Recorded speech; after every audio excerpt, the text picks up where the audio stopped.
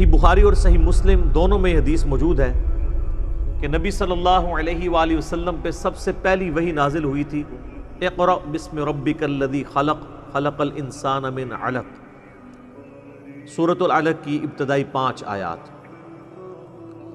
پھر اس کے بعد صحیح بخاری اور مسلم میں آتا ہے کہ نبی علیہ السلام پہ جو وحی کا سلسلہ تھا اس میں فترت کا پیریڈ آ گیا، ایسا پیریڈ جس میں آپ صلی اللہ علیہ وآلہ وسلم پہ کوئی وحی نازل نہیں ہوئی، اور اس کی وجہ سے آپ صلی اللہ علیہ وآلہ وسلم بڑے غم زدہ بھی تھے۔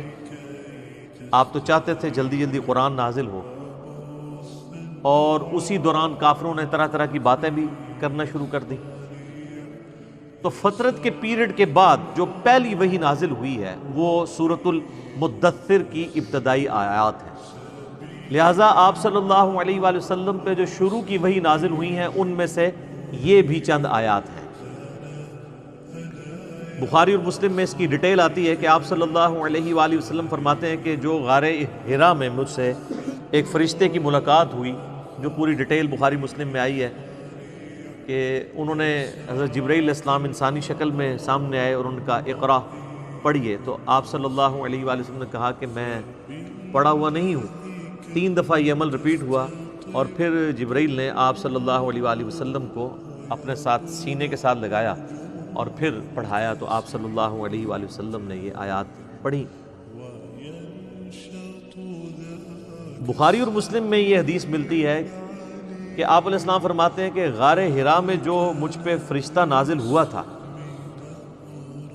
پھر کچھ عرصہ کے لیے وہ مجھ پر نازل نہیں ہوا، اللہ کی آیات لے کر نہیں آیا۔ ایک دن اچانک میں نے یہ آبزرو کیا کہ مجھے کوئی شخص پکار رہا ہے، تو جب میں نے نگاہ اٹھا کر اوپر دیکھا تو پورے افق کے اوپر وہی فرشتہ چھایا ہوا تھا۔ اب ظاہر ہے کہ نبی علیہ السلام کے اوپر ایک دہشت طاری ہوگی، ایک انسان کے لیے تو یہ بڑا عجیب و غریب منظر ہے نا، کہ جہاں تک آپ کو منظر نظر آ رہا ہے کہ بندہ آپ کو اوپر نظر آ رہا ہے اور وہ آپ کو پکار رہا ہے۔ تو آپ علیہ السلام، بخاری مسلم کے الفاظ ہیں کہ دہشت کے مارے گر پڑے، اور پھر آپ صلی اللہ علیہ وآلہ وسلم واپس آئے اپنے گھر، اور سیدہ خدیجہ سے کہا کہ مجھے کمبل اڑا دو۔ ایک تو وہ والا واقعہ بخاری مسلم میں جو سورۃ العلق کی شروع آیات میں ہوا تھا، اس میں بھی یہی الفاظ ہیں، جس میں پھر سیدہ خدیجہ کہتی ہیں کہ آپ اپنے رشتہ داروں کے ساتھ صلہ رحمی کرتے ہیں، آپ مہمان نوازی کرتے ہیں، آپ غریبوں کا بوجھ اٹھاتے ہیں، آپ لوگوں کا بڑا خیال رکھتے ہیں، اللہ تعالیٰ آپ کو تنہا نہیں چھوڑے گا۔ اس حدیث میں یہ الفاظ ہیں کہ جب یہ کمبل اڑایا گیا تو پھر اللہ تعالیٰ کی طرف سے اس فرشتے نے ندا دی اور یہ آیات پڑھی، یا ایھا المدثر قم فانذر وربک فکبر وثیابک فطہر۔ بسم اللہ الرحمن الرحیم، یا ایھا المدثر، اے چادر میں، اے کمبل میں لپٹنے والے، قم فانذر، اٹھ کھڑے ہو جائیے اور ڈر سنائیے۔ انذار تمام نبیوں کی دعوت کا مرکزی پوائنٹ ہوتا ہے، تبشیر بھی ہے لیکن وہ دوسرے نمبر پہ ہے، اس کے لیے جو دعوت قبول کر لے۔ جو مرکزی ٹاپک ہوتا ہے وہ انذار ہوتا ہے۔ انذار کہتے ہیں ڈر سنانا، کہ تم خود سے پیدا نہیں ہوئے، تمہیں اللہ تبارک و تعالیٰ نے پیدا فرمایا ہے، اور اس اللہ نے مرنے کے بعد تم سے تمہارے اعمال کا حساب لینا ہے، تم جواب دہ ہو اپنے رب کو، قیامت کے دن اللہ کے حضور تمہاری پیشی ہے۔ اس کے لیے جو ٹرم بولی جاتی ہے شریعت میں، اس کو کہتے ہیں انذار۔ ذال انذار، ڈر سنا۔ قرآن حکیم یعنی انذار کا لفظ تو قرآن کا پورا تانا بانا ہی اس کے گرد۔ وَأُوحِيَ إِلَيَّ هَذَا الْقُرْآنُ لِأُنذِرَكُمْ بِهِ وَمَنْ بَلَغَ، سورۃ الانعام آیت نمبر 19۔ اے نبی علیہ السلام فرما دیجئے کہ قرآن مجھے اس لیے وحی کیا گیا، اس قرآن کے ذریعے میں تمہیں بھی ڈر سناؤں اور جس تک یہ دعوت پہنچے۔ تو یہاں پہ بھی ڈر سنانے کے لیے کہا جا رہا ہے کہ آپ دعوت و تبلیغ کا کام یعنی قیام النہار والا کام اعلانیہ شروع کر دیجیے۔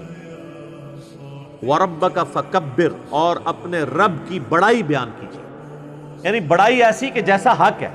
ایک بڑائی تو اپنی زبان سے بیان کرنا ہے نا، وہ تو آپ دیکھ لیں ہماری اسلام کی جو عبادات سینٹرڈ اراؤنڈ جس کلمے کے ہیں نا، وہ اللہ اکبر ہے۔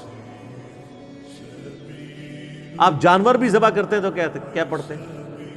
بسم اللہ واللہ اکبر، صحیح مسلم میں تکبیرات موجود ہیں۔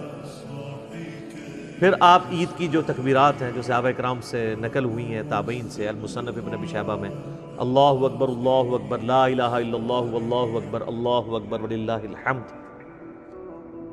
پھر یہ بھی آئی ہیں اللہ اکبر کبیرہ والحمد للہ کثیرہ وسبحان اللہ بکرۃ واصیلہ۔ پھر سر جو آپ 5 وقت نماز پڑھتے ہیں، 17 فرض رکھتے پڑھتے ہیں، ہر رکعت میں جو انتقال ہے ایک رکن سے دوسرے رکن میں، وہ تکبیر کے ساتھ ہے، سوائے رکوع سے اٹھتے وقت سمیع اللہ لمن حمدہ، باقی سب تکبیرات ہیں۔ 4 رکعت کی نماز کے اندر 22 تکبیرات آتی ہیں، 6 تکبیریں پہلی رکعت میں، 6 ہی تیسری میں، اور 5 تکبیرات دوسری رکعت میں، اور 5 ہی چوتھی، یعنی ایون رکھتے جو ہیں ان میں اللہ اکبر آتا ہے 5 دفعہ، اور جو آڈ رکھتے ہیں، طاق رکھتے ہیں، ان میں اللہ اکبر آتا ہے 6 دفعہ۔ 22 تکبیرات، تو آپ ذرا یہ دیکھ لیں، پھر باقی نمازوں کی ساری پھر سنتیں ملائیں تو سب اللہ اکبر ہی۔ تو یہ تو کلمات ہیں کہ آپ نے اللہ کی بڑائی بیان کرنی، بڑائی اللہ کے لیے۔ ویسے ہم لفظی ترجمہ کر دیتے ہیں اللہ اکبر، اللہ سب سے بڑا ہے، یہ سمجھانے کے لیے ہوتا ہے۔ اصل اس کی جو اپروپریٹ ٹرانسلیشن اردو میں بنے گی وہ یہ ہے کہ تمام بڑائیاں، تمام بزرگیاں اللہ کے لیے۔ عموماً ہم جب اردو میں بڑائی کا لفظ بولتے ہیں نا کہ کوئی بڑا ہے، تو اس سے پھر ہمیں وہ ذرا سائز ذہن میں آنا شروع ہو جاتا ہے۔ اللہ تعالیٰ کے لیے تو اس طرح کی تمثیل نہیں ہے نا، لیس کمثلہ شیء وہو السمیع البصیر، اللہ کی مثل کوئی شے نہیں ہے، وہ سننے والا ہے، دیکھنے والا ہے۔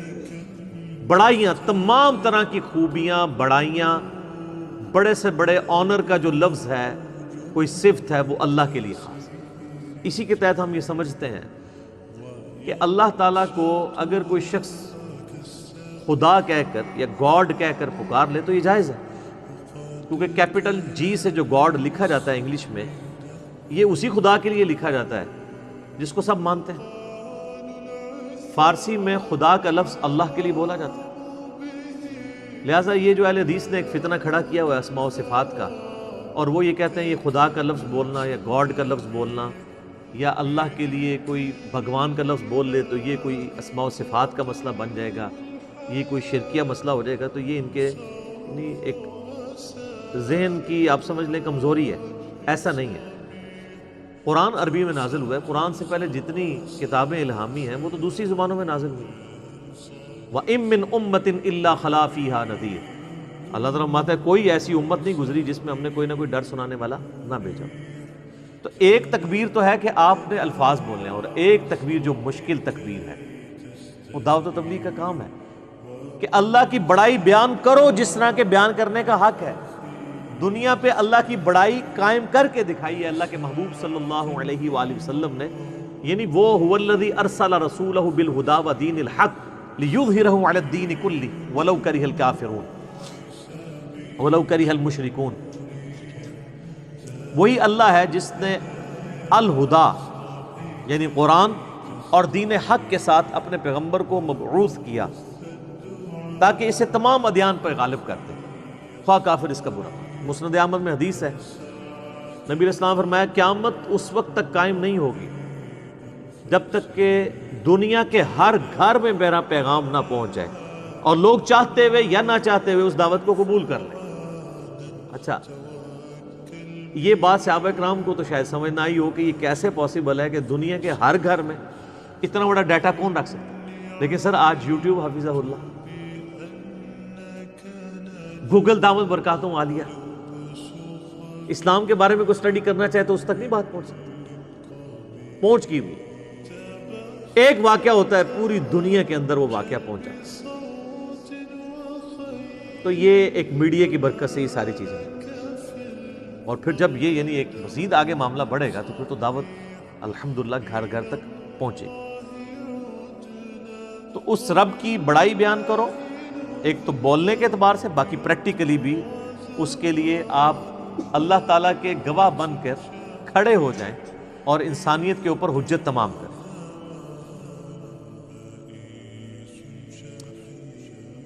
جامعہ ترمذی میں ایک حدیث موجود ہے، دلائل النبوہ امام بیہقی کی کتاب میں موجود ہے، صحیح سند کے ساتھ، اور مشکات المصابیح کی 3 جلد کے اندر بھی آپ کو مل جائے گی۔ سیدنا جابر بن عبداللہ رضی اللہ تعالیٰ عنہ پوچھتے ہیں نبی علیہ السلام سے، اے اللہ کے محبوب صلی اللہ علیہ وآلہ وسلم، آپ پر نبوت کب واجب ہوئی؟ آپ کب نبی بنائے گئے؟ تو آپ صلی اللہ علیہ وآلہ وسلم نے فرمایا، میں اللہ کے ہاں اس وقت بھی خاتم النبیین لکھا ہوا تھا جبکہ آدم علیہ السلام ابھی روح اور جسم کے درمیان تھے۔ ایک روایت میں آتا ہے کہ آدم علیہ السلام ابھی مٹی اور پانی کے درمیان تھے، میں اللہ کے علم میں اس وقت بھی خاتم النبیین لکھا ہوا تھا۔ ظاہر ہے اللہ کے ڈیوائن نالج میں تو تھا۔ میں دعائے ابراہیم ہوں، میں عیسیٰ کی بشارت ہوں، میں اپنی ماں کا وہ خواب ہوں جو انہوں نے پیدائش کے وقت دیکھا جب میری پیدائش ہوئی، کہ ان کے لیے ایک ایسا نور ظاہر ہوا جس سے شام کے محلات بھی روشن ہو گئے ان پر۔ یعنی نبی علیہ السلام کی پیدائش کے وقت آپ علیہ السلام کی والدہ کو خواب کے ذریعے بشارت دی گئی کہ آپ سے جو بچہ پیدا ہونے والا ہے اس کی حکومت بالآخر رومن امپائر کے اوپر بھی حاوی ہو جائے گی۔ اور پھر لوگوں نے دیکھا۔ تو لیکن یہ جو ہم جس نبوت کے یعنی مبعوث ہونے کا ذکر کر رہے ہیں وہ نبی علیہ السلام کی مبارک زندگی کے 40ویں سال کے بعد کا معاملہ۔ آپ علیہ السلام پیدائشی طور پر پیغمبر تھے لیکن مبعوث نہیں ہوئے تھے، اللہ کی طرف سے آپ کی بعثت نہیں ہوئی تھی، اللہ کی حفاظت میں ضرور تھے۔ نبی تو اللہ کی حفاظت میں ہوتا ہے، لیکن نبی کو یہ خود نہیں پتا ہوتا کہ میں اللہ کا پیغمبر ہوں جب تک کہ اللہ اسے مبعوث نہ کرے۔ سورہ شورى میں واضح ہے، ما کنت تدری ما الکتاب ولا الایمان۔ اے نبی، قرآن کے نزول سے پہلے نہ تو آپ کتاب سے واقف تھے اور نہ ایمان کی تفصیلات کو جانتے تھے، بلکہ اللہ نے اس کتاب کو آپ کے لیے ہدایت کا ذریعہ بنایا۔ وَإِنَّكَ لَتَهْدِي إِلَىٰ صِرَاطٍ مُسْتَقِيمٍ، اور اب آپ بھی لوگوں کو سیدھے راستے کی طرف بلاتے ہیں۔ حتیٰ کہ صحیح بخاری میں سیدنا ابو بکر الصدیق رضی اللہ تعالیٰ عنہ کا ایک بڑا خطرناک قسم کا خطبہ موجود ہے۔ خطرناک میں اس لیے کہہ رہا ہوں کہ پاکستان میں 295C لگی ہوئی ہے، ورنہ حضرت ابو بکر پہ فٹ کر دیتے جو انہوں نے ڈاکٹرائن بتائی ہوئی ہے۔ صحیح بخاری میں خطبہ موجود ہے، میرا ایک یوٹیوب پہ کلپ بھی ہے، صحیح اور بخاری اور مسلم سے قرآن کے فضائل پہ 8 احادیث۔ اس میں نے یہ حدیث بتائی تھی کہ سیدنا ابو بکر جب خلیفہ بنے رضی اللہ تعالیٰ عنہ علیہ السلام، تو انہوں نے جب پہلا خطبہ دیا تو اس میں ان کے الفاظ ہیں کہ اللہ تعالیٰ نے محمد صلی اللہ علیہ وآلہ وسلم کو اس کتاب کے ذریعے ہدایت دی۔ ذرا الفاظ سننے، محمد کو اللہ نے اس کتاب کے ذریعے ہدایت دی اور اب تم نے یہ کتاب کا پیغام ان کی امت تک آگے پہنچانا۔ شکر ہے ادھر کوئی کھڑا نہیں ہو گیا کہ یار امیر المومنین یہ آپ کیا کہہ رہے ہیں، نبی علیہ السلام پہلے گمراہ تھے، نعوذ باللہ۔ گمراہ نہیں تھے، لیکن آپ کی ہدایت ڈیٹم لیول کی تھی، بنیادی تفصیلات نہیں تھی اس میں۔ قرآن میں ہے وَوَجَدَكَ ضَالًّا فَهَدَىٰ، اے نبی آپ کو ہم نے اپنی محبت میں حق کی تلاش میں خود رفتہ پایا تو منزل مقصود تک پہنچا۔ یہ گمراہی والا ترجمہ تو غلط کیا ہے، اس کے اوپر جو بریلوی گرفت کرتے ہیں نا اہل حدیث اور دیوبند کی، وہ ٹھیک کرتے ہیں۔ ضال کا مطلب نبی علیہ السلام کے لیے گمراہی نہیں ہوگا، ضال کا ایک مطلب کسی کی محبت میں ڈوبنا بھی ہوتا ہے، جیسا کہ یوسف علیہ السلام کے بھائیوں نے اپنے والد کے بارے میں کیا کہا تھا، ان ابانا لفی ضلال مبین، ہمارے ابا جان تو اس بیٹے کی محبت میں ڈوب چکے ہیں۔ وہ یہ تو نہیں کہہ رہے تھے ہمارا ابا گمراہ ہو گیا ہے، وہ یہ کہہ رہے تھے کہ یہ اس ایک بیٹے کی محبت میں ڈوبا ہوا ہے، ہمیں بھی ذرا توجہ دے۔ تو یہ وَوَجَدَكَ ضَالًّا فَهَدَىٰ، اس کا ترجمہ جو ہے وہ احمد بریلوی صاحب نے ٹھیک کیا ہے کہ تمہیں اپنی محبت میں خود رفتہ پایا تو منزل مقصود تک پہنچا۔ تو قرآن کے ذریعے اللہ تعالیٰ نے آپ علیہ السلام کی ہدایت کو کامل کیا۔ تو نبی پیدائشی طور پر نبی ہوتا ہے لیکن اسے پتہ نہیں ہوتا جب تک مبعوث نہ ہوتا، ورنہ تو بخاری مسلم میں جو حدیث آتی ہے کہ نبی علیہ السلام کو جب پہلی دفعہ فرشتہ نظر آیا تو آپ کی حالت جو ہوئی ہے، مطلب آپ تو خوش ہو جاتے ہیں کہ میں 40 سال سے انتظار کر رہا تھا، شکر ہے تو آ گیا۔ الٹا آپ علیہ السلام پریشان ہو گئے، حتیٰ کہ بخاری مسلم کے الفاظ ہیں سیدہ خدیجہ سلام اللہ علیہا ان کو اپنے کزن برقہ ابن نوفل کے پاس لے گئی. انہوں نے جب نبی علیہ السلام کی کنڈیشن سنی، وہ نابینا ہو چکے تھے، انہوں نے کہا یہ تو وہی لگتی ہے، وہی والی وہی کہ موسیٰ علیہ السلام پہ نازل ہوئی تھی. تو پھر انہوں نے کہا کہ عنقریب آپ کی قوم آپ کو نکال دے گی یہاں سے. ہائے ہائے ہائے. نبی علیہ السلام نے کہا کہ میری قوم مجھے یہاں سے نکال دے گی، یہ تو مجھ سے بڑی محبت کرتے ہیں. انہوں نے کہا کہ یہ دعوت ہی ایسی ہے، آپ سے پہلے جس جس پیغمبر نے اپنی قوم میں یہ دعوت بلند کی ہے نا، اسے اس کی قوم نے نکال ہی دی. کاش میں اس وقت تک زندہ رہا تو میں آپ علیہ السلام کی مدد کروں گا، ورنہ وہ پہلے ہی فوت ہو گئے. ویسے تو ان کو وہ اسی لیے ان کو ہم صحابی کے طور پہ نہیں گنتے ہیں، کیونکہ نبی علیہ السلام اس وقت تک صرف نبی بن کے مبعوث ہوئے تھے، رسول نہیں بنے تھے. اس وقت سورۃ العلق کی آیات نازل ہوئی تھی. رسول تب بنے جب یہ آیات نازل ہوئی ہیں کہ اب آپ کھڑے ہوں اور لوگوں کو دعوت و تبلیغ کا کام کریں. پہلے صرف یہ تھا کہ آپ کے اوپر وہ حقیقتیں آشکار ہوئی تھی، اور 40ویں سال یہ معاملات شروع ہو گئے تھے. صحیح مسلم میں حدیث ہے کہ نبی علیہ السلام نے فرمایا کہ میں اس پتھر کو بھی پہچانتا ہوں جو بعثت سے پہلے مجھے سلام کیا کرتا تھا. تو آپ کو اشارے ملنے شروع ہو گئے تھے کہ آپ کے ساتھ کوئی ایکسٹرا آرڈنری معاملہ ہونے والا ہے. ورنہ آپ دیکھیں نا، آپ گزر رہے ہوں اور پتھر آپ کو سلام کر رہا ہو تو بندے کو ایک بار یعنی چیزوں کا آئیڈیا ہونا شروع ہو جاتا ہے کہ کوئی میرے ساتھ ایکسٹرا آرڈنری.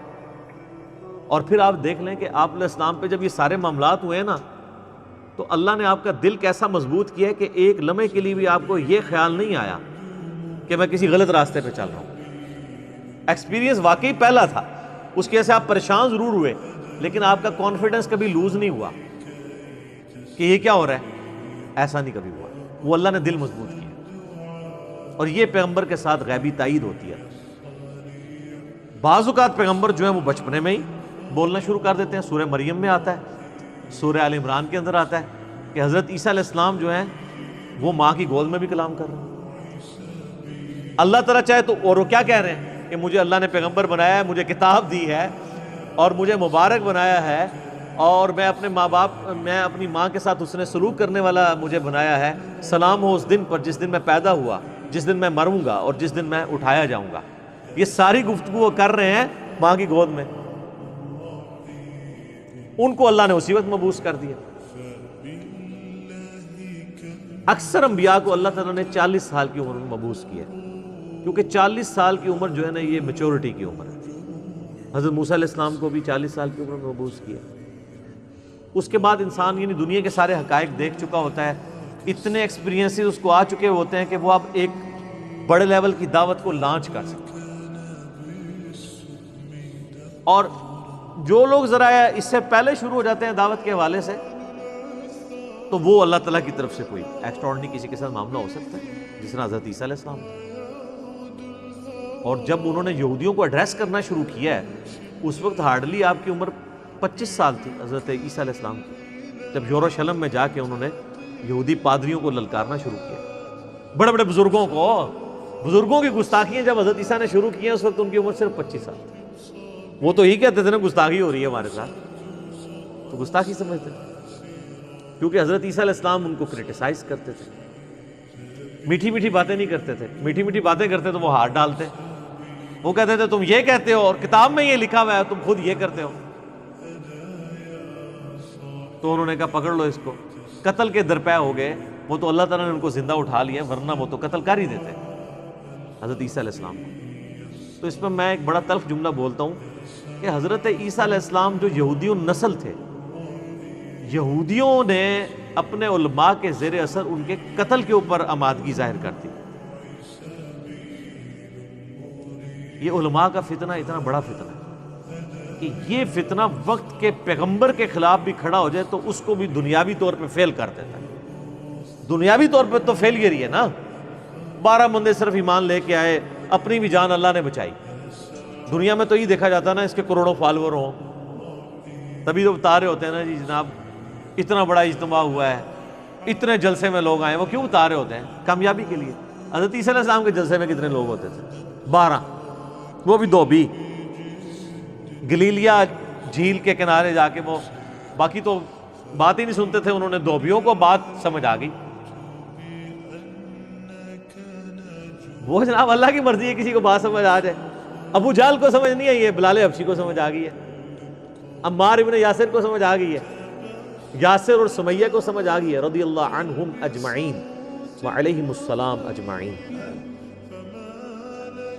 والذین جاہدوا فینا لنہدینہم سبلنا، جو لوگ کوشش کریں گے انہی کو بات سمجھ. تو نبی علیہ السلام کا باقاعدہ حکم ہوا ہے کہ آپ نے اپنے رب کی بڑائی کے لیے کھڑے ہو جانا ہے. وَثِيَابَكَ فَطَهِّرْ، اور اپنے کپڑوں کو پاک رکھنا ہے. یعنی پیغمبر مبعوث ہوا ہے اور اسے کپڑوں کی پاکیزگی کا حکم دیا جا رہا ہے. اور صوفیاء کے ہاں جس نے سب سے زیادہ گندے کپڑے پہنے وہ اتنا بڑا بزرگ ہوتا ہے. Point to be noted. ہاں آپ تصوف کی کتابیں پڑھ کے دیکھیں سر، یہ تذکرۃ الاولیاء جو ایک سمجھ لیں مدر بک ہے تصوف کی، شیخ فرید الدین عطار المتوفی 632 ہجری، جس کے حوالے فضائل اعمال، فضائل صدقات، فضائل سنت، یہ سارے بزرگ بابوں کی کتابوں میں ملیں گے، جن سے اب طارق جمیل صاحب نے بھی اعلان برات کر دی ہے اللہ کے فضل سے. وہ سارے واقعات ادھر سے ہی چھاپے مارے ہوئے. اس میں آپ کو کئی بزرگوں کا ملے گا کہ ان کو جوئیں پڑی بھی ہوتی تھی، اگر کوئی جوں کی نیچے گرتی تھی وہ اٹھا کے پھر رکھ لیتے تھے اوپر، کہتے تھے میرے اللہ کی مہمان ہے. لوگ کہتے ہیں سبحان اللہ. اور بخاری مسلم میں موجود ہے ایک صحابی کے سر میں جوئیں پڑ گئی اور نبی علیہ السلام کے ساتھ انہوں نے احرام یعنی باندھا ہوا تھا. تو انہوں نے کہا یا رسول اللہ مجھے یہ تو جوئیں پڑ گئی ہیں، جوئیں تنگ کر رہی ہیں، تو مجھے اجازت دیں میں بال منڈوا دوں. اب آپ جب تک احرام کی ساری پابندیوں سے آزاد نہیں ہوتے ہیں اس وقت تک تو بال نہیں منڈوا سکتے. پھر نبی علیہ السلام نے ان کو بال منڈوانے کی اجازت دے دی اور اس کے اگینسٹ پھر انہوں نے جو ہے نا وہ ایک دم بھی دیا. تو بعد کے بزرگ جو ہیں وہ جوئیں اٹھا کے اوپر رکھتے ہیں، گندے مندے رہتے ہیں.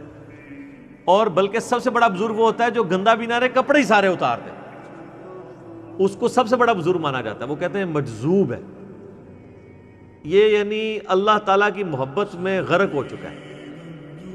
یعنی اس کا مطلب ہے کہ اللہ کی محبت میں غرق ہونے کا مطلب یہ ہے کہ بندے کے کپڑے پہلے چلے جاتے ہیں. تو اللہ تعالیٰ کی معرفت سب سے زیادہ مخلوقات میں سے کن کو ہوتی ہے؟ انبیاء کو.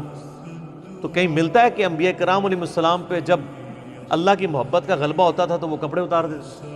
کہیں ملتا ہے ایسی بات؟ تو یہ پھر اس لیے ہم کہتے ہیں کہ انبیاء کا جو دین ہے وہ اور ہے، بابوں کا دین اور ہے اور کتابوں کا دین اور ہے. یہ بابوں کا دین ہے اور کتابوں کا دین وہ ہے جو صحیح سند کے ساتھ صحابہ اکرام اہل بیت کے ذریعے اور بعد میں محدثین کے ذریعے دین ہم تک پہنچے.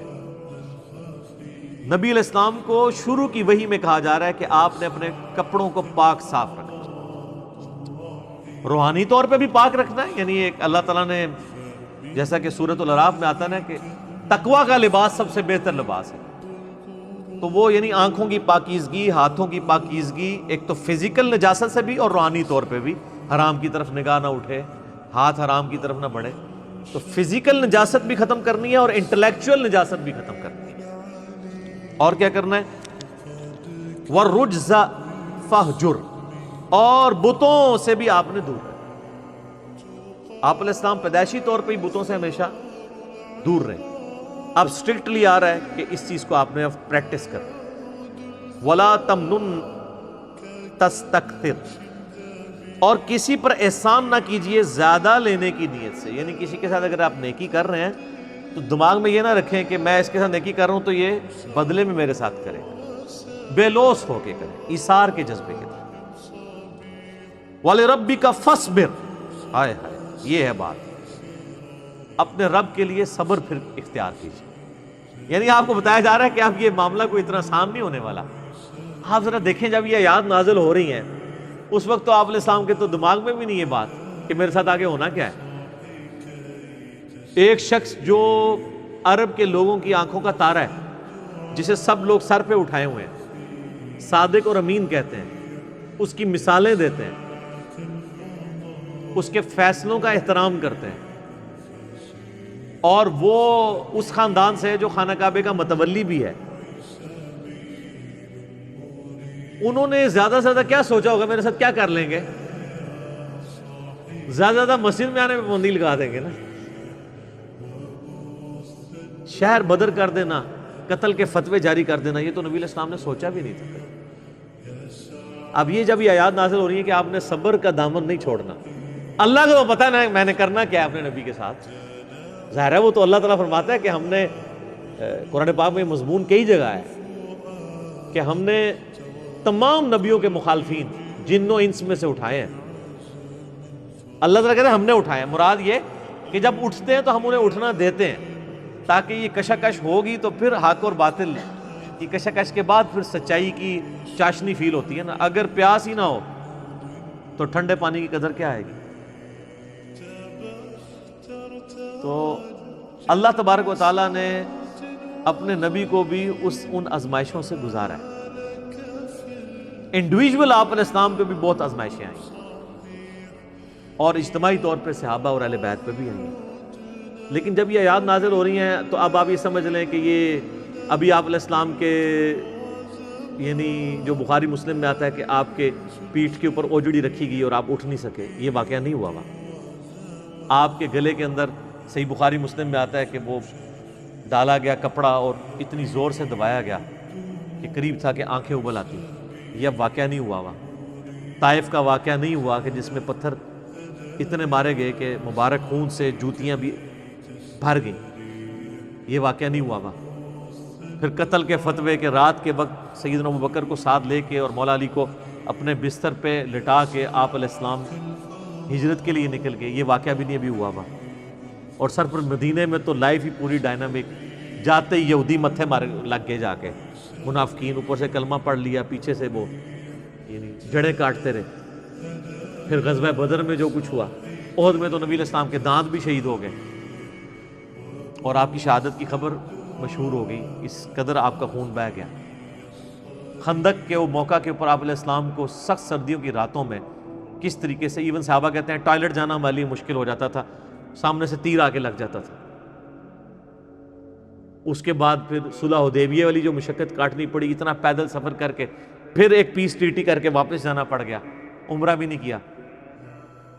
پھر غزوہ خیبر والی جو ایک معاملہ آیا وہ کئی ہفتوں تک. اس کے بعد پھر فتح مکہ کے لیے 10,000 کے صحابہ کو کے لشکر کو لے کے نکلے رمضان کے مہینے کے اندر. ہم لوگ ادھر ایسی میں بیٹھے ہوئے ہیں. اور پھر ختم نہیں ہوا معاملہ، فوراً فتح مکہ کے 3-4 مہینے کے بعد قبیلہ حوازن کے ساتھ جو ہے وہ جنگ غزوہ حنین ہو گئی. 12,000 کا لشکر تھا. بس تکبر کے جملے نکل گئے کچھ اصحاب سے کہ ہم 313 تھے تو غالب آئے تھے، آج تو ہم ہے ہی بہت ہیں. تو قرآن کے الفاظ ہیں، اللہ تعالیٰ نے یقین کریں کہ اتنے سخت الفاظ کے اندر جسے کہتے ہیں نا میڑا مارتے ہوئے، تانا دیتے ہوئے بات کی ہے. اللہ نے فرمایا تم نے یہ بات کی، تمہیں تو کہنا چاہیے تھا اللہ کی مدد سے فتح ہوئی تھی. تو دیکھ لو جب تم نے یہ جملہ بولا تو دیکھو تمہیں راستہ بھی نہیں پھر ملا بھاگنے کا. 80 بندے بخاری مسلم میں آتا ہے نبی علیہ السلام کے ساتھ رہ گئے. صرف 12,000 میں سے 80 بندے، باقی سب بھاگ گئے. وہ سامنے سے تیر ہی ایسے لگے ان کو.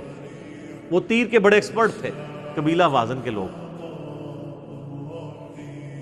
اور پھر پیرلل میں جناب وہ رومن امپائر نے نبی علیہ السلام کا سفیر قتل کر دیا. آپ نے غزوہ موتا کے لیے جو ہے وہ وہاں بھی مہم روانہ کر دی زید ابن حارثہ کی سرکردگی میں. اتنے معاذوں کے اوپر پیرلل میں. اور پھر اس کے بعد غزوہ موتا کے بعد پھر وہ غزوہ تبوک کے لیے آپ علیہ السلام خود، جسے وہ جیش العسرہ کہا جاتا ہے، تنگی والا جو مارکا. تو اور آخری وقت بھی آپ کیا فرما رہے ہیں، آخری جو آپ آگے خطبہ دے رہے ہیں بخاری مسلم میں، وہ لشکر اسامہ بھیج رہے ہیں. اتنی مشکل لائف شروع سے لے کے اینڈ تک. اور یہ تو باہر کی لائف ہے، جو اندر آپ کو تکلیفیں اٹھانی پڑ رہی ہیں. بیویاں کہہ رہی ہیں کہ جی اس طرح ہمارا گزارا نہیں ہوگا، پھر قرآن نازل ہو رہا ہے کہ نہیں اسی طرح گزارا کرو. تو کئی معاذوں کے اوپر. اب یہ سارے معاذ اگر آپ کے ذہن میں ہونا تو پھر آپ یہ آیت پڑھیں والی ربی کا فصبر، اے نبی علیہ السلام آپ نے اللہ کے لیے صبر کرنا ہے. ابھی تو بڑے بڑے مراحل آنے ہیں. فَإِذَا نُقِرَ فِي النَّاقُورِ، اور پھر جب سور پھونکا جائے گا، فَذَلِكَ يَوْمَئِذٍ يَوْمٌ عَسِيرٌ، تو وہ دن بڑا سخت ہوگا، عَلَى الْكَافِرِينَ غَيْرُ يَسِيرٌ، کافروں پر آسان نہیں ہوگا، ذَرْنِي وَمَنْ خَلَقْتُ وَحِيدًا۔ یہ بڑی رکت انگیز آیات آ رہی ہیں ولید ابن مغیرہ کے بارے میں۔ سیدنا خالد ابن ولید رضی اللہ تعالیٰ عنہ کے جو والد تھے نا، وہ بہت انٹلیکچوئل آدمی تھے، عرب کے ذہین ترین لوگوں میں شمار ہوتے تھے، امیر ترین لوگوں میں ولید ابن مغیرہ۔ شام یعنی طائف کے اندر بھی اور مکے کے اندر بھی ان کے اپنے آپ سمجھ لیں ایسٹس موجود تھے۔ طائف تو اسی طریقے سے ہے جس طرح ہمارے شمالی علاقہ جاتا ہے، وہاں تو برف بھی پڑتی ہے، تو ابھی بھی اس زمانے میں بھی لوگ گرمیاں گزارنے کے لیے وہاں جایا کرتے تھے، آج بھی لوگ جاتے ہیں۔ یہ جو نکاح مسیار والا فتنہ سعودی علماء نے شروع کیا ہے نا، وہ اسی چکر میں شروع کیا ہے نا۔ شیعہ نے نکاح متع شروع کیا، انہوں نے نکاح مسیار شروع کر دیا، تو وہ زیادہ تر نکاح مسیار کے لیے وہیں پہ جاتے ہیں طائف میں۔ تو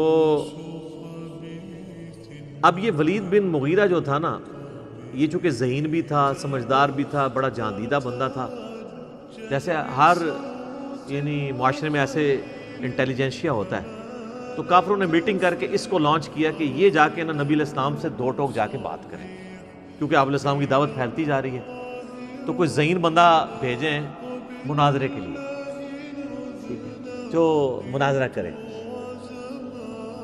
اب آپ علیہ السلام کے پاس جب وہ آیا، آپ صلی اللہ علیہ وآلہ وسلم سے جب گفتگو شروع ہوئی تو اس نے ہر طرح سے سوال کر کے آپ کو نا چیک کیا، جس کا ذکر جو ہے نا وہ پچھلی صورت میں بھی گزر چکا ہے، میں نے پہلے بتایا تھا، آگے جا کے نا اس کی ڈیٹیل بھی آئے گی۔ سورہ المعارج میں تھا یا سورہ قلم میں تھا، تو اب وہ نبی علیہ السلام سے ڈسکشن کر رہا ہے، پھر واپس آتا ہے اپنے وہ دار الندوہ کے اندر جہاں پہ وہ بیٹھا کرتے تھے۔ اچھا، یہ ساری چیزیں نا عمر سیریز کے اندر انہوں نے فلمائی ہیں جناب، ولید بن مغیرہ بھی دکھایا ہے، اور وہ جو میٹنگز کرتا ہے، جو مل کے آتا ہے، تو وہ بڑا اس کا چہرہ لٹکا ہوا ہوتا ہے، وہ ذہین بندہ ہوتا ہے نا۔ اب وہ اس سے پوچھتے ہیں بتاؤ کیا بنا، کیا اس کو ہم جادوگر کے؟ ان کا نہیں، جادوگروں کو میں جانتا ہوں، یہ جادو کلام جادوگروں والا ہے ہی نہیں ہے۔ پھر وہ کہتے ہیں شاعر، ان کا شاعروں کا تو مزاج ہی کچھ اور ہوتا ہے، عشق مشوقی والا ہے، اس شخص کا تو پورا کریکٹر ہمارے سامنے ہے، شاعر بھی نہیں ہے۔ کاہن، ان کا کاہن کہاں سے؟ ہمارے سامنے یہ پل بڑھ کے جوان ہوا ہے، اس کا کریکٹر ہمارے بالکل سامنے ہے، ایک ڈائنامک آدمی تھا، کبھی اس کا کائنوں کے ساتھ نہ کوئی دوستی رہی ہے، نہ کبھی اس کوئی کسی مجالس میں اس طرح کا شریک ہوتا تھا۔ تو وہ اچھا، اب ان کو لگا کہ گیا جی یہ ولی صاحب بھی گئے نے، تو پھر اس نے بہانے کر کے نا، اس نے کہا زیادہ سے زیادہ کہنا یہ کہہ دو یہ اگلے لوگوں کی سٹوریاں بیان کرتا ہے۔ حالانکہ قرآن میں کیا صرف اگلے لوگوں کے واقعات ہی ہیں؟ آنکھوں میں آنکھیں ڈال کے مشرکین عرب کے ساتھ گفتگو نہیں ہوئی ہے؟ مکی قرآن میں تو ہوئی بھی ہے۔ اور پھر ہاں یہ بھی کہہ سکتے ہو تم کہ ایک جادو پیچھے سے چلتا آ رہا ہے، بس اسی کی ایک کنٹینیوشن ہے، ایک بہانے کے طور پر۔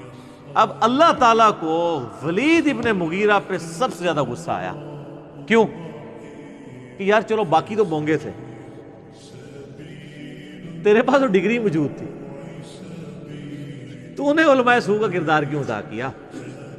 چلو جاہل آدمی تو جاہل ہوتا ہے، جب پڑھا لکھا بندہ اس طرح کی حرکت کرے اس پہ پھر غصہ زیادہ آتا ہے۔ اب یہاں سے اللہ تعالیٰ کا غصہ ولید ابن مغیرہ پہ شروع ہے، اور کس سخت الفاظ کے ساتھ ہے۔ اب یہ لادہ بات ہے کہ اسی کے 3 بیٹے مسلمان بھی ہو گئے بعد میں۔ ایک بیٹا تھا ان کا ولید ابن ولید، وہ خالد ابن ولید سے بھی پہلے مسلمان ہوا، اور اس کی وجہ سے حضرت خالد ابن ولید بھی اسلام سے امپریس ہوئے اور بعد میں مسلمان ہوئے، اگرچہ صلح حدیبیہ کے بعد ہوئے۔ 19 سال تک کفر کی زندگی گزاری ہے حضرت خالد ابن ولید، بعد میں پھر دیکھیں اللہ نے ان کو کہاں سے کہاں پہنچایا، اللہ نے پھر مسلط کر دیا رومن امپائر اور پرشین امپائر کے اوپر۔ تو دوسرا بیٹا تھا خالد ابن ولید اور تیسرا ہشام ابن ولید. یہ 3 بیٹے ہیں جو مسلمان بھی ہوئے. عمر سیریز کے اندر انہوں نے یہ سین بھی فلمایا. جب خالد بن ولید مسلمان ہوئے نا تو کافروں نے اب ان کو تانا دینا شروع کر دیا کہ اس نے وہ دین قبول کر لیا ہے جس کی جو ٹیکسٹ بک ہے اس میں اس کے باپ کے بارے میں اتنی سخت باتیں موجود ہیں, تو یہ کیسے تلاوت کرے گا ان آیات کی. تو سیدنا سالم جو بخاری مسلم میں آتا ہے 4 بندوں سے قرآن سیکھو. ان میں سے ایک ابن مسعود بھی ہیں, ابی ابن کعب بھی ہیں اور سالم بھی ہیں. یہ یعنی ینگ سے نوجوان تھے. ان کے پاس حضرت خالد بن ولید آتے ہیں اور کہتے ہیں مجھے قرآن سکھاؤ. یار اسلام بڑوں بڑوں کی اکڑ توڑ دیتا ہے. یہ عرب کے لوگ یہ غلاموں کو تو جوتی کے برابر نہیں سمجھتے تھے, اور کدھر اسلام ہے کہ وہ ایک غلام زادے سے کہہ رہے ہیں کہ مجھے یار قرآن سکھاؤ. تو انہوں نے کہا ٹھیک ہے. انہوں نے کہا سب سے پہلے مجھے وہ آیات سکھاؤ جو میرے باپ کے بارے میں نہ ہو. ہائے ہائے ہائے سر کتنا جگرا چاہیے. اور وہ انہوں نے جو سین فلمایا ہے نا وہ بندے کے آنسو نہیں رکتے. آپ اگر عمر سیریز میں وہ دیکھ لیں کہ کیا کیفیت ان کے اوپر طاری ہوتی ہے, کتنا ان کو پسینہ طاری ہو جاتا ہے. یار آپ ذرا امیجن کریں نا کہ ہم میں سے کسی کے ماں باپ کے بارے میں قرآن میں آیات ہوں کہ اللہ تعالیٰ فرمائے کہ اس کو ہم عنقریب دوزخ کے اندر جھونکیں گے جہاں وہ نہ زندوں میں ہوگا نہ مردوں میں, اور یہ کہنے والا اس کائنات کا مالک ہو جس کے اوپر کسی کی دھونس نہ چل سکتی ہو, جس کا فیصلہ کوئی ریورٹ نہ کر سکتا ہو, تو اس بندے کی کیا کیفیت ہو. اب وہ آیات شروع ہو رہی ہیں. اب آپ کو ان آیات کے اندر درد جو محسوس ہوگا نا وہ اس ساری گفتگو کے بعد آپ فیل کریں گے اس کو. ذرنی ومن خلقت وحیدا, اے نبی چھوڑ دیں اس کو جس کو ہم نے اکیلا پیدا کیا تھا. یعنی یہ اکیلا پیدا ہوا تھا لیکن اس کی آج یہ جرت سورۃ القلم میں آتا ہے نا اس کے بارے میں. اکیلا تھا اور اللہ نے اس کو اتنا نوازا. کیسے؟ وَجَعَلْتُ لَهُ مَالًا مَمْدُودًا, ہم نے اس کو مال کثیر دیا. وَبَنِينَ شُهُودًا, اور کتنے بیٹے دیے جو ہر وقت اس کی نظروں کے سامنے رہتے ہیں. قبائلی سسٹم میں بیٹوں کی بڑی اہمیت ہوتی تھی نا. جس کے جتنے 5 بیٹے تھے اس کے, تو وہ بڑا ایک سمجھا جاتا تھا کہ جناب یہ بڑی مضبوط بندہ ہے. اللہ فرماتا ہے اکیلا پیدا ہوا تھا, اتنا کمزور تھا, میں نے اسے اتنا مال دیا, عرب کا امیر ترین شخص یہ بن گیا. میں نے اس کی آنکھوں کے سامنے رہنے والے اس کو بڑے یعنی بیٹے دیے, 5 بیٹے.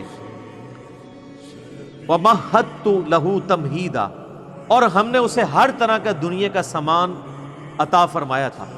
ثُمَّ يَطْمَعُ أَنْ أَزِيدَ, پھر بھی وہ طمع رکھتا ہے کہ ہم اسے مزید دیں. دوسری طرف تو ظاہر ہے کہ وہ تو بخاری مسلم کی حدیث ہے, کسی کے پاس سونے کی 2 وادیاں ہونا تو وہ کہے گا میرے پاس تیسری آ جائے, اس کا پیٹ تو قبر کی مٹی بھرے گی.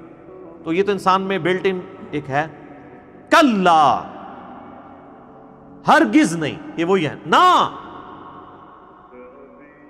انہ کان لآیاتنا عنیدا, یہ ہماری آیات کا سخت دشمن ہے.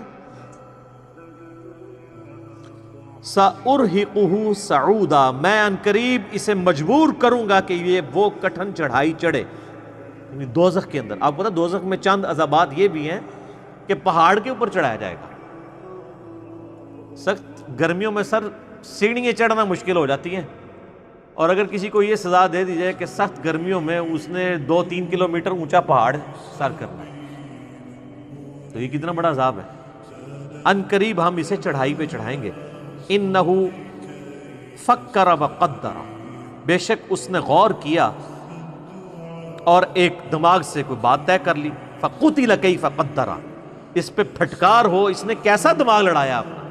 ثم قتل کیف قدر, پھر اس پہ پھٹکار ہو اللہ کی طرف سے, یہ برباد ہو جائے اس نے کیسی بری بات سوچی. یعنی اس کے دل نے بھی گواہی دے دی تھی کہ یہ پیغمبر ہے, پھر بھی اس نے جان بوجھ کے اپنی چودراہٹ قائم رکھنے کے لیے کیسے دماغ میں پلان تیار کیے. ثم نظر, پھر اس نے نظر اٹھا کے دیکھی. ثم عبس وبصر, اس کے بعد اس نے تیوری چڑھائی اور ترش رو ہوا. ثم ادبر واستکبر, پھر اس نے پیٹھ پھیری اور غرور کیا. یہ اس کی ساری ایکٹنگ جو کچھ اس نے کی ہے نا اس مجلس کے اندر, یہ آپ کو پتہ ہی ہے نا, یہ نعت خوان بھی جو بڑے بڑے ہوتے ہیں نا ان کو بھی آپ دیکھیں اسپیکر میں آ کے تھوڑی تھوڑی دیر بعد کر رہے ہوتے ہیں, کبھی کچھ نکال رہے ہوتے ہیں کہ اپنا تھوڑا روب ڈالنے کے لیے. علماء کے ہاں بھی آپ کو نظر آئے گا جو بڑے بڑے ہیں نا, ان کے خاص قسم کے وہ ذرا سا ایسے کرتے ہیں تو ایک ساتھ بندہ رومال لے کے آ جاتا ہے, ٹھیک ہے نا, تھوڑی ایکٹنگ, اور پھر تھوڑا سا کتاب پڑھی ہے تو وہ اینک تھوڑی سی ایسے کر لی ہے, ایسے کر کے سائڈ پہ کر لی ہے, پھر ایسے کر کے ایسے یہ جو سٹائل ہوتے ہیں نا صرف اپنا علمی روب جھاڑنے کے لیے, یہ سارے کام وہ بھی کر رہا تھا تو اللہ تعالیٰ نے اس کو نقل کیا ہے کہ کبھی یوں کرتا ہے, یہ دیکھتا ہے, جیسے بڑا کو بڑا فلاسفر ہے ان کو بڑی وڈی گال کر لگا دیا, وہ کڈی کے گال ہے انہیں, وہ دیکھ لو تسی. فقال ان ھذا الا سحر یؤثر, ہاں یہ کہہ سکتے ہو یہ جادو ہے جو پچھڑوں سے چلتا آ رہا ہے. ان ھذا الا قول البشر, یہ تو نہیں ہے مگر ایک انسان کا ہی کلام ہے. سأصلیہ سقر, ان قریب میں اسے جہنم میں جھونکوں گا. وما ادراک ما سقر, تمہیں کیا سمجھ یہ جہنم کیا ہے, یہ جہنم کی آگ کیسی ہے. لا تبقی ولا تذر, نہ باقی رکھے اور نہ ہی چھوڑے. قرآن میں آتا ہے ثم لا يموت فیہا ولا یحیا, نہ وہاں کوئی زندوں میں ہوگا پھر نہ مردوں میں. سورہ فرقان میں آتا ہے آج ایک موت نہیں کئی موتیں مانگو. وہ کافر کہیں گے اللہ موت آ جائے جان ہی چھوڑ دے, لیکن موت نہیں آئے گی.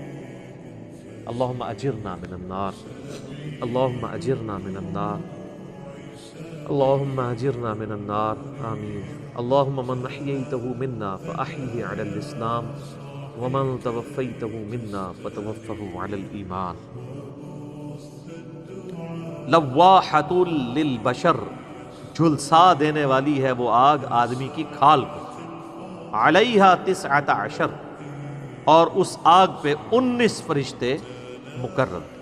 وما جعلنا اصحاب النار الا ملائکہ, ہم نے جو بندے مقرر کیے ہیں یعنی 19 بندے دوزخ کے اوپر, وہ نہیں ہیں مگر فرشتے. اس کے کانٹیکسٹ میں احادیث میں آتا ہے کہ وہ اب جو بڑے بڑے قسم کے آپ کو پتہ ہے گنڈے ہوتے ہیں ہر معاشرے کے اندر, جب یہ آیات نازل ہوئی نا کہ 19 فرشتے ہیں, ایک بندے نے کہا 10 تھے میں ہی سامنے لاں گا, ٹھیک ہے نا. پہلے تو الفاظ کیا ہوئے علیہا 19, 19 ہیں جو دوزخ کی نگرانی کر رہے ہیں, ٹھیک ہے, جیسے پہرے دار ہوتے ہیں. یہاں پہ فرشتوں کا ذکر نہیں تھا. ظاہر ہے کہ اگر ایک بندہ جو ہے وہ پلوان قسم کا بندہ, اس زمانے میں کوئی گولی بندوق بھی نہیں ہوتی تھی, اور وہ آپ کو پتا ہے عرب میں تو بڑے بڑے لوگ تھے. ابن عبد الود جو تھا, جو غزوہ خندق میں مولا علی کے سامنے آیا تھا, اس کے بارے میں مشہور تھا وہ 100 بندوں سے اکیلا لڑ لیتا تھا, اور جب اس نے آگے للکارا تو کوئی شخص بھی اس سے لڑنے کے لیے تیار نہیں ہوا. 3 دفعہ للکارا, تینوں دفعہ حضرت علی کھڑے ہوئے ہیں, اور نبی علیہ السلام سمجھا رہے ہیں علی بیٹھ جاؤ, پتہ نہیں کون ہے, بلکہ یا رسول اللہ آپ بس اجازت دیں. تو ایک بار میں اس کا کام تمام کیا, ٹھیک ہے. تو یہ کافر سمجھے کہ جی وہ کوئی کہہ رہا ہے جی 10 کو تو میں سنبھال لوں گا, دوسرا کہتا ہے جی 3-4 میں سنبھال لوں گا, 19 نا. پھر اللہ نے کیا فرمایا وما جعلنا اصحاب النار الا ملائکہ, یہ جو دوزخ کے اوپر 19 لگائے ہیں نا, کوئی بندے نہیں گئے, یہ تو آٹھے کو D S P S P یا جیلر نہیں ہے کہ نا, یہ فرشتے نے, ٹھیک ہے. وما جعلنا عدتہم الا فتنۃ للذین کفروا, اور جو اس کی تعداد ہے نا فرشتوں کی 19, یہ کافروں کے لیے فتنہ بن گئی. فتنہ سے مراد آزمائش, کہ وہ 19 سن کے تو مگر پہ گئے, انہوں نے کہا 19 تو خیر ہے.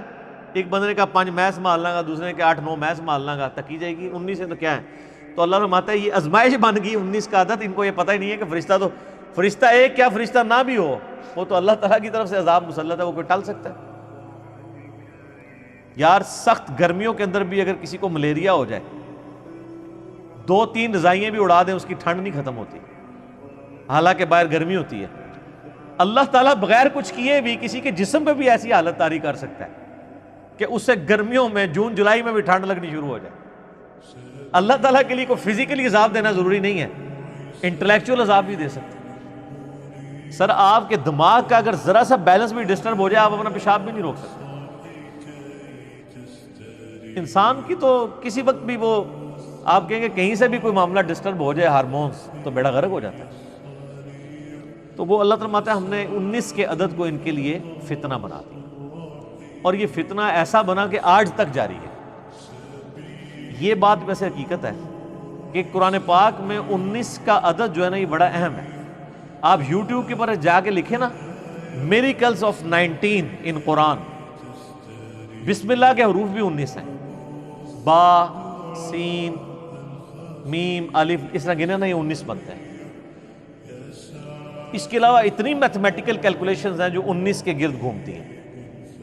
بلکہ ایک وہ مصر میں ایک شخص بھی تھا خلیفہ نام کا، جس نے دعوی نبوت بھی کیا تھا، وہ بھی قرآن پاک کے 19 کے عدد کے اوپر ہی اس کی کافی ساری ویڈیوز بنی ہوئی ہیں، اور اس میں سے وہ اپنا آپ بھی نکالنے کی کوشش کرتا ہے. وہ فتنہ آج تک 19 کا عدد جو ہے نا وہ فتنہ بنا ہوا ہے. اس زمانے میں تو خیر ایک ڈیفرنٹ تھا. تو اللہ تعالیٰ تعالیٰ لِيَسْتَيْقِنَ الَّذِينَ أُوتُوا الْكِتَابَ، یہ ہم نے 19 کا عدد اس لیے بیان کیا تاکہ جو کتاب دیے گئے ہیں یعنی اہل کتاب ان کو یہ یقین آ جائے، کیونکہ ان کے ہی جو بھی کتابوں میں یہ چلتا آ رہا تھا کہ دوزخ پہ 19 فرشتے ہیں، تو اس سے ان کو بھی ایک میسج مل جائے کہ یہ اللہ کی طرف سے ڈیوائن کلام ہے. وَيَزْدَادَ الَّذِينَ آمَنُوا ایمانا، اور ایمان بڑھ جائے، اہل ایمان کا ایمان بڑھ جائے. اللہ تعالیٰ کی طرف سے یہ غیبی خبر. وَلَا يَرْتَابَ الَّذِينَ أُوتُوا الْكِتَابَ وَالْمُؤْمِنُونَ، اور نہ شک میں مبتلا ہوں اہل کتاب اور مومن. وَلِيَقُولَ الَّذِينَ فِي قُلُوبِهِم مَرَضٌ، اور دوسری طرف سائملٹینیس کنٹراسٹ یہ ہے کہ اس کا رزلٹ یہ نکلے کہ جن لوگوں کے دلوں میں مرض ہے، یعنی منافقین، یا وہ لوگ جو منافق ضروری نہیں ہے کہ وہ اسلام قبول، ایک بندہ ہے کہ جس کے دل نے گواہی دے دی کہ اسلام ہے اور اوپر سے وہ قبول نہیں کر رہا، اندر سے وہ سمجھ رہا ہے، وہ بھی ایک منافق کی شکل ہے. ان کے دل میں جو مرض ہے، والکافرون، اور جو کافر ہیں، ان کو اس 19 کے عدد سے کیا ہوگا، وہ آگے سے وہی بونگی ماریں گے. ماذا اراد اللہ بہذا مثلا، اس مثال کو بیان کر کے اللہ نے کیا یہ نکالا ہے، وہ جو میں پہلے بھی کئی بار ڈسکس کر چکا ہوں. وہ کہتے تھے یہ قرآن میں مکھی کی اور مکڑی کی یہ مثالیں کیوں ہوئی ہیں، تو اب بھی وہ یہی کہیں گے یہ کیوں آیا ہے. تو اللہ تعالیٰ کہتا ہے کذالک یضل اللہ من یشاء، اللہ تعالیٰ اس سے جسے چاہتا ہے گمراہ کر دیتا ہے. گمراہ کسے کرتا ہے؟ جو بات ماننا نہیں چاہتا. ویہدی من یشاء، اور جسے چاہتا ہے ہدایت دیتا ہے، جو مان لے گا وہ ہدایت پہ آ جائے گا. وما یعلم جنود ربک الا ہو، اور تیرے رب کے لشکروں کو سوائے اس کے کوئی نہیں جانتا. اللہ کی کیا مخلوقات ہیں جناب. بخاری مسلم میں آتا ہے کہ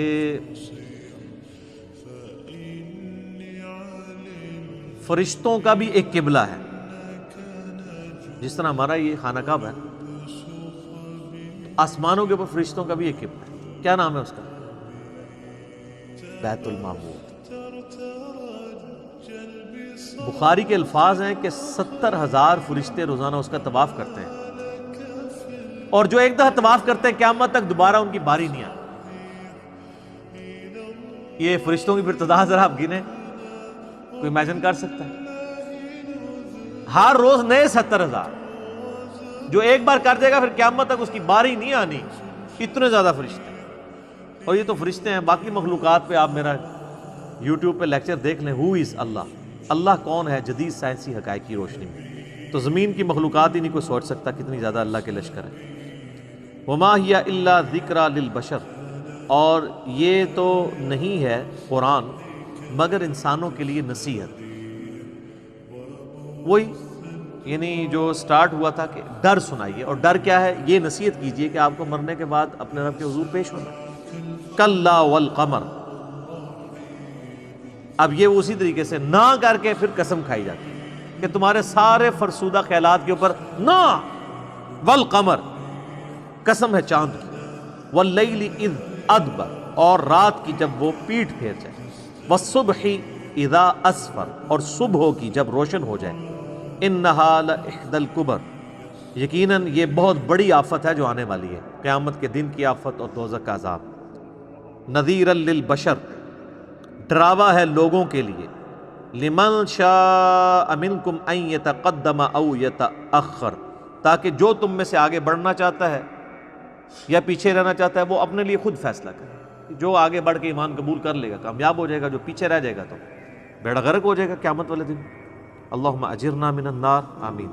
کل نفس بما کسبت رہینہ، ہر انسان اپنے اعمال میں گروی ہے، اپنے اعمال کے مطابق اس کے ساتھ معاملات کیے جائیں گے. قیامت والے دن اگر عذاب بھی ہو رہا ہے تو وہ ان اعمال کے عوض ہو رہا ہے جو اس نے دنیا میں کمائے تھے. الا اصحاب الیمین، ہاں مگر جو دائیں ہاتھ والے ہیں، فی جناتی یتساءلون، وہ جنت میں ہوں گے اور پوچھتے ہوں گے عن المجرمین، مجرموں سے۔ جنت میں رہتے ہوئے کمیونیکیشن کر سکیں گے دوستیوں کے ساتھ۔ یہ بڑی مشہور آیات آ رہی ہے۔ ما سلککم فی سقر، تمہیں اس دوزخ کی آگ میں کس چیز نے پہنچایا؟ قالوا لم نک من المصلین، وہ کہیں گے ہم دنیا میں نماز نہیں پڑھتے۔ یہ سخت ترین آیات ہیں نماز کے حوالے سے۔ میری یوٹیوب کے اوپر ایک ویڈیو بھی ہے، باغیوں کو نمازی بنانے والی ویڈیو، اس میں نے کچھ آیات اور احادیث بھی کی۔ صحیح مسلم میں حدیث ہے 246 انٹرنیشنل نمبر کے مطابق کتاب الایمان چیپٹر میں، کہ بندے کے کفر اور ایمان کے درمیان فرق نماز ہے۔ جامعہ ترمذی اور ابو داؤد میں حدیث ہے جس نے جان بوجھ کے نماز چھوڑی گویا اس نے کفر کی۔ جامعہ ترمذی میں شفیق تابی رحمہ اللہ کا قول ہے کہ صحابہ کرام نماز چھوڑنے کے گناہ کے علاوہ کسی اور چیز کو کفر شمار نہیں کرتے۔ یعنی یہ پاکستان کے شناختی کارڈ پہ بے نمازی بھی مسلمان ہے۔ صحابہ کرام اگر شناختی کارڈ بنا رہے ہوں تو وہ ان کا معاملہ ڈیفرنٹ ہے۔ اور مسند احمد میں حدیث ہے کہ قیامت والے دن، ابو داؤد میں بھی حدیث ہے، قیامت والے دن سب سے پہلے نماز کے بارے میں سوال، جس کی نماز صحیح نکل آئی اس کے اگلے معاملات بھی آسان ہوتے جائیں گے، اور جو نماز میں پھنس گیا اس کی اگلی منازل مشکل در مشکل در مشکل، اور اس کا حشر قارون، فرعون اور حامان کے ساتھ ہو، وَلِعَوْذُ بِاللَّهِ تَعَالَى۔ تو اور یہ اللہ تعالیٰ دیکھیں غیبی طور پہ آواز پہنچا دے گا جنتیوں کی دوستیوں تک، کوئی موبائل فون کے ذریعے نہیں۔ یہ بھی دوستیوں کی عبرت میں اضافہ ہوتا ہے۔ وہ بولیں گے ادھر سے جواب دیں گے، تو وہ کہیں گے تمہیں کس نے دوزخ میں پہنچایا ہے؟ قالوا لم نک من المصلین، وہ کہیں گے ہم نماز نہیں دنیا میں پڑھتے تھے۔ اور آپ کا مسلمان یہ کہتا ہے یہ کافروں کے بارے میں آیات ہے۔ تو یہ نماز کافر نہیں پڑھتے تھے وہ تو دوزخ میں ہے، اور آپ ماشاءاللہ مسلمان ہو کے نماز نہیں پڑھ رہے ہیں، آپ کو اللہ تعالیٰ لگے بہت اچھا کام کیا ہے۔ اور جو مان کے نہیں مان رہا تو بڑا مجرم ہے۔ وَلَمْ نَكُنْ نُطْعِمُ الْمِسْكِينَ، اور ہم کھانا بھی نہیں مسکینوں کو کھلایا کرتے۔ سر جیب ڈھیلی کیے بغیر اللہ کی قدر نہیں آ سکتی۔